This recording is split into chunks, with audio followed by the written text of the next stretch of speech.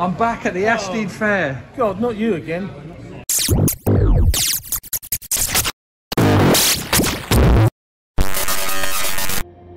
It's a lovely spring Sunday morning here in Surrey, and I'm back in Ashtead visiting the Ashtead Record Fair.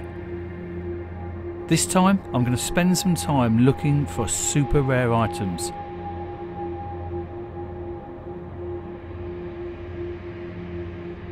I'm talking hundreds or even thousands of pounds.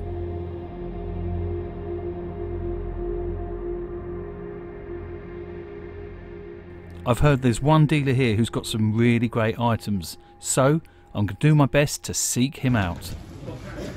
I'm here with Dave Salis at the Ashtead Record Fair. Now, I hear that you're one of the top dealers here, is that correct? I like to think so, but I think some people might have a different opinion. Okay, so can you show me some of your Yeah. rare items that you've got? And you're not this is a hobby for you, is it? It's definitely a hobby, yeah. I've always been a collector for 40 years. I've never made it. I've never really wanted to do it. I think when your hobby becomes your living, you do it differently. I'm being wound up at the minute, but don't worry about it. Who's winding you up? Oh, no, it is. Yeah. If it's your living, you do things entirely differently. You know, you have to buy to sell. You have to buy with your head and not necessarily. And you're buying with your heart, I guess. Yeah, well, primarily, yeah. So, but yeah, so this is the first Beatles album. Yeah. Which sold by the bucket load. Yeah. Right. Probably sold about in excess of 3 million. But this is the very first run. Mm-hmm. This is the very first run. This came out on the black and gold label. Okay. Which only lasted for a month. Right, and then they changed to the more common yellow and black label. Yeah. At that time, in March '63, EMI that issued this record was changing the design of the label, and that coincided with the issue of the first Beatles album. So this is the cover. Yeah, the cover's almost exactly the same. Yeah. The cover's almost. So how would someone tell just by looking at the actual vinyls? Yes. Yeah. You've got to. I'll show you what a later issue was. I've got to go on the floor for that. Sorry. There we go. So there's the later issue. But this might have only been issued about a month later. Oh, right. Okay, so if we compare the two. You compare the two. So that's the later one, and that's the rare one. So how much is that worth? Well, in that condition, it's yeah. probably about 750 quid. Really? Yeah. And this is about 80 quid, I take it. About 80 quid. But if that was in better condition, and it's perfectly playable, if it was better condition, if it was mint, which would be very difficult to find a mint copy after 60 odd years, you're talking 2,000 quid. Really? All day long. Because they were bought to play. There is a nuance on the sleeve. Okay. Right. If you ever look at that sleeve there, this is train spotter stuff. Okay. Right. The photographer's name is right in the corner. Yeah. In the very first print run. Yeah. The latter ones moved his name across. Right. So that is exactly right. Yeah. So that one is really close to there. Yeah. And that one's there and there. Now, most people regard that as being the ultimate in being anal, but if you're paying that sort of money for a record, yeah. You want the right sleeve. So is this the rarest Beatles album? Do you think? No, I can show you what I can show you. Oh, okay. We'll get a drum roll now. Right, this is the same as that. Okay. But this is the ultra rare stereo copy. Okay, not mono like that one. No. Okay. Now you've got to bear in mind that when this was issued in 1963, yeah, a lot of people never had stereophonic equipment. So it's the same as the original rare one, but in stereo. Yeah, and say stereo really didn't come into people's consciousness because a lot of people never had stereophonic equipment. So how much would we expect to pay for a stereo version? In mint, yeah. If it was virtually mint, you're talking upwards of 15,000. Really? And you're selling that one for how much? That's 4,500. 4.5 grand. Yeah.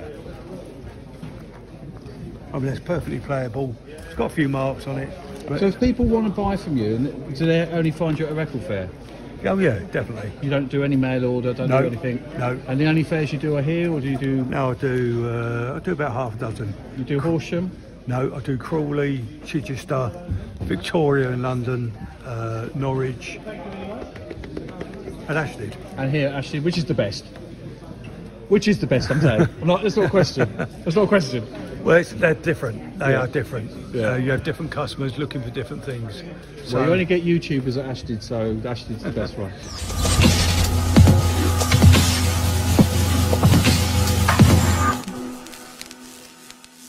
all right, Ashtead is the best one then. Yeah. That's the first Rolling Stone single. There's a cover of a Chuck Berry record called Come On. Now this is rare as well because it's a demonstration copy as well. And this is in particularly nice copy. Yeah. This is a really clean, lovely copy. And how much would that? That's £1,000. Grand. Yeah. So who were more popular, the Beatles, the Stones? Oh, the Beatles by a Beatles mile. are the number one. Yeah, of course. Well, they re-perpetuate every generation. You know, new kids. Unlike most bands, the Beatles just reinvent themselves generation after generation. You know. What about mod stuff? This is a Jam album. Not rare in itself. Yeah. Not rare in itself. Ah, signed by all of them. Yeah, signed by all of them. And where was that signed? Do you know? Well, yeah, I know exactly where it was. Oh, okay. Signed at Shearwater Youth Club, Woking. Now, this is interesting. On my channel, I actually went to the Shearwater Youth Club with Tufty, and that was signed there during a sound check for a program called something else. This was mentioned on my channel. All right. This is where me and Paul filmed something else for the BBC. So they've done a Jam concert in here. The way the Jam were at the end of their career, they strangely played a lot of local gigs. I remember one mad weekend they played a pub, the YMCA, and this place in one weekend. And that was when they were at the height of their game, probably 1981. Oh, wow. And who got it signed? I've no idea. I bought this at auction with 2 other albums. Okay. There was another. The beauty of this one, when I bought it, I bought this and another Jam album, both signed on the cover. When I took the inner sleeve out, unbeknown to me, they'd also signed the inner sleeve as well. Yeah. So what I've done is I've got myself another record. Right, so you've got one with the inside and one with the outside. Yeah. Okay. So what would you expect to pay for that? 300 quid? 300 quid, yeah. Well, that will impress. If you like this, put a comment in the comment section. Let us know what you think of these items. I don't know. It's always a good one.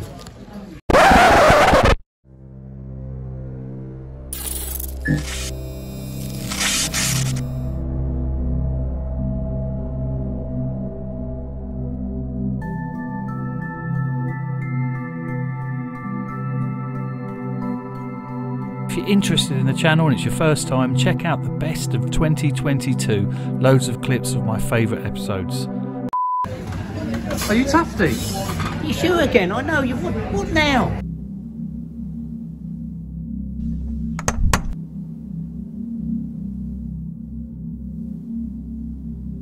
Really? You? The interviewer gets a beer. Have that one and we'll go get another one. I'm the famous one and I don't get a beer.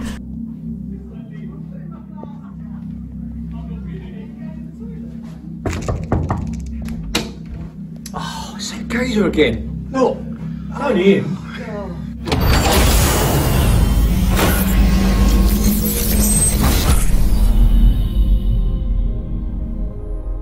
You can even support me by giving me a tip in the chat. Nice. Yeah, boy, help me. But enough about that. Subscribe to the channel, share it with your friends, and please don't forget. Subscribe to the Skyaaz YouTube channel. Led Zeppelin. This is Led Zeppelin's very first album. Yeah. Now the rarity with this one is the first print run had that in turquoise. Right. And what colour was the later one? Red. Right. So that's the reissue. Well, no, it wasn't a reissue. This is a reissue, but that was just the first run again. That was just the first run. Of why they changed the colour, nobody knows. But that only lasted for a matter of short while, and then it became that's a customary colour.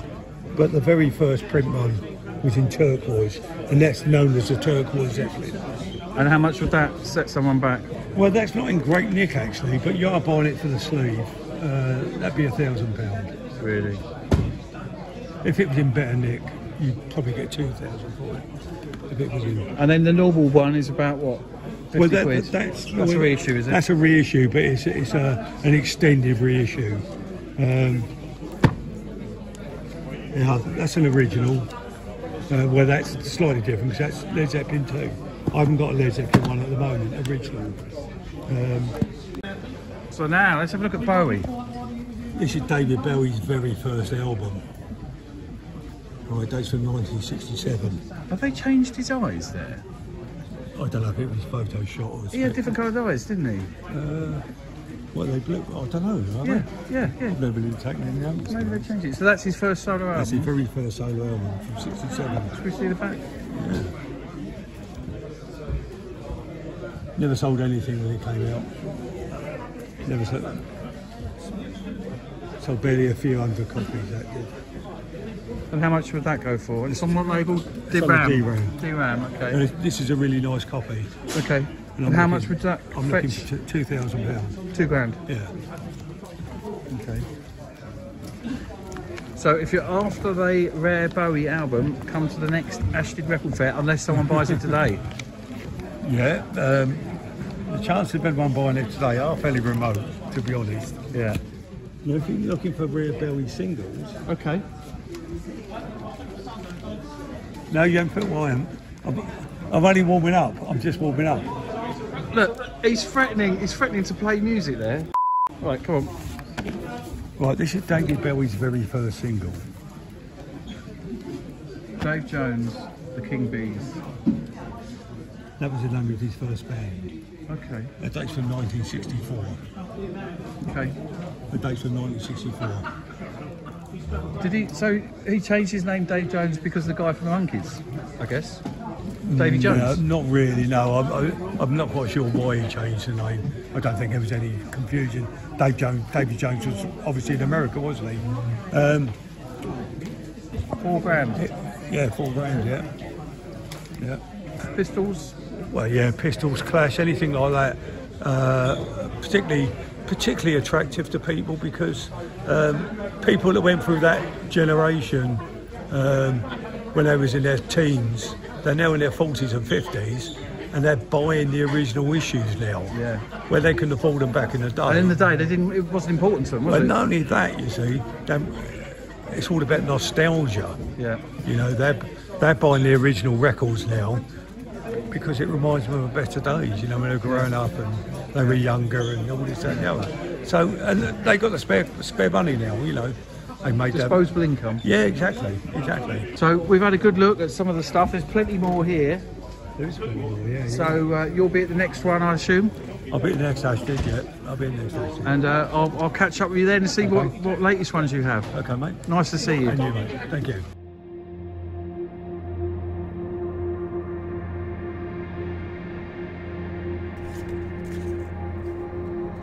If you get peckish at the fair, you can also go and get yourself some nice refreshments.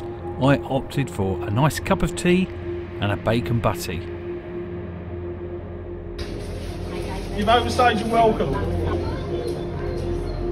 That's all for this episode. Thanks for watching and take care of yourselves.